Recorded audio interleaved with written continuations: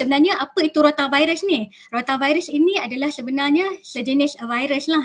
Virus yang menjadi penyebab utama jangkitan pada usus yang menyebabkan cirit birit di kalangan kanak-kanak di bawah 5 tahun.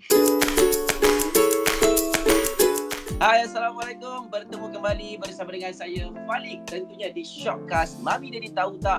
Ini Falik nak bagi tahu. Yang mana untuk minggu ini kita nak bercerita mengenai perkara yang sangat penting juga untuk anak-anak kita tahu dan juga untuk ibu bapa sendiri tahulah, iaitu mengenai ancaman ataupun rotavirus, ancaman kanak-kanak. Jadi kita nak tahulah rotavirus ni apa dia, macam mana kita nak mengelakkannya dan apa agaknya cara-cara untuk kita menghindarilah rotavirus ini. Jadi minggu ini kita akan bersama dengan Dr. Atika Bahtia. Assalamualaikum Doktor. Alhamdulillah. Waalaikumsalam. Terima kasih Falik kerana berjemput saya pada hari ini. Okey, tapi sebelum tu nak kita tahu yang mana Dr. Atika Bahtia selaku pegawai perubatan Klinik Kesihatan Kuala Lumpur, Kementerian Kesihatan Malaysia. Okey Doktor, kita punya main point adalah cerita mengenai rotavirus. Jadi mungkin ada yang tak tahu lagi rotavirus ni apa dan macam mana rotavirus ni dia boleh merebak Doktor. Okey, Assalamualaikum. Terima kasih sudi menjemput saya. Okey, saya percaya ada ibu bapa yang pernah mendengar tentang jangkitan rotavirus lah. Ya, setidak-tidaknya ada anak-anak yang pernah mengalami simptom cirit birit. Ya, tetapi sekiranya cirit birit yang lebih serius, biasanya kita akan fikir ke arah rotavirus lah, jangkitan rotavirus ya. Sebenarnya apa itu rotavirus ni? Rotavirus ini adalah sebenarnya sejenis virus lah.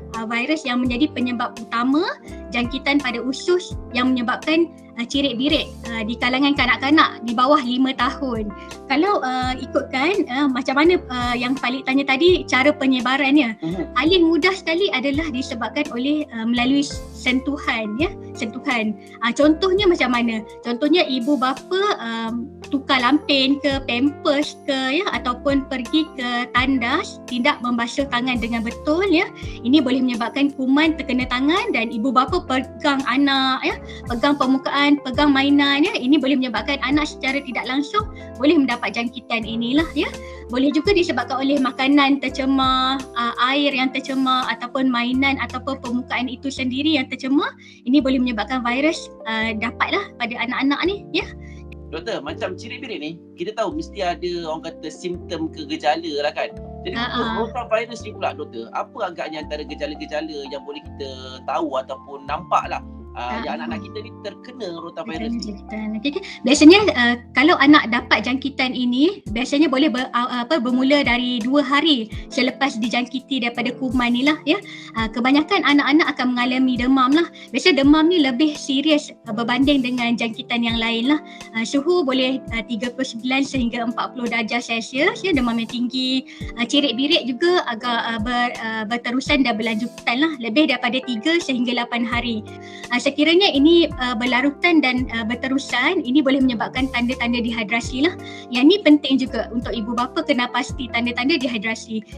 Kalau dari segi rawatan Doktor, adakah terus ke hospital ke klinik ke ataupun ada ubat-ubat tertentu yang boleh beli kat farmasi ke? Macam mana Doktor? Sebenarnya kalau untuk jangkitan rotavirus ini tidak terdapat rawatan khusus lah ya. Kita tidak beri antibiotik ataupun antiviral lah untuk jangkitan rotavirus ini. Paling penting adalah untuk tengok dan elakkan tanda-tanda dehidrasi lah ya, yang seperti saya cakap tadi ya.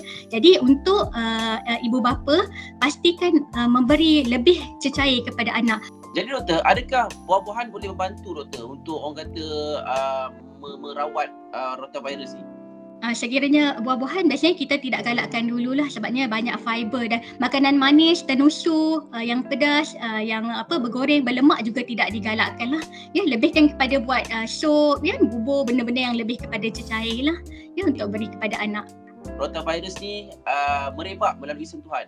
Kita tahu Doktor, kanak-kanak ni nak main, dia kerja nak pegang sini, nak pegang sini kan. Ya, betul. Doktor, mungkin ada langkah-langkah untuk kita membendung supaya anak-anak kita ni tak, orang kata, tak bagi anak-anak yang lain pula dijangkiti rotavirus ni Doktor. Langkah-langkahnya tu Doktor. Betul, itulah betul saya faham kan, sebab anak-anak kecil suka masukkan mulut kan, mainan dalam mulut dia.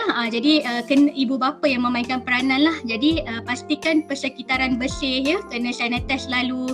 Lepas tu makanan juga perlu bersih lah, kerap cuci tangan ya, terutama selepas pergi ke tandas ataupun menukar lampin lah ya, untuk elakkan daripada anak dapat jangkitan ini. Sebab dia virus ini memang sangat mudah merebak, melalui sentuhan je dia dah boleh tertular kepada anak lah ya.